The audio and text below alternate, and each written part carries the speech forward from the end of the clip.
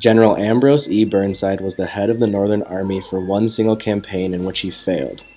Abraham Lincoln saw this as a sign for him to further change the Army, and he promptly appointed Joseph Hooker to be the Major General for the Northern Army. Soon after becoming the Major General, Joseph Hooker drastically improved his army and brought it to prime condition. In late April, Hooker outmaneuvered Commander Robert E. Lee and closed in on the Chancellorsville intersection. However, due to the 70 miles of thick forest surrounding Chancellorsville, Hooker and his army were stuck. Lee gathered his army and collaborated with the great Stonewall Jackson and gathered 30,000 men that marched across front enemy lines and swung around behind the enemy force. This left General Lee with 15,000 men to hold off Hooker's force. He managed this incredible task by using a scant line of skirmishes.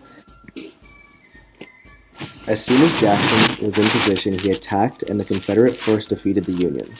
But the Confederates suffered a devastating loss. Stonewall Jackson was shot down by his own men and only survived for about a week before pneumonia set in and he died.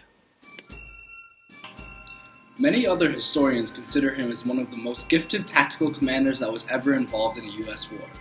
He proved this to be true with his victory at the Battle of Chancellorsville.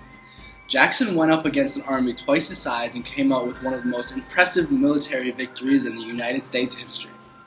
This all comes to a halt when Jackson received a life-threatening injury due to friendly fire.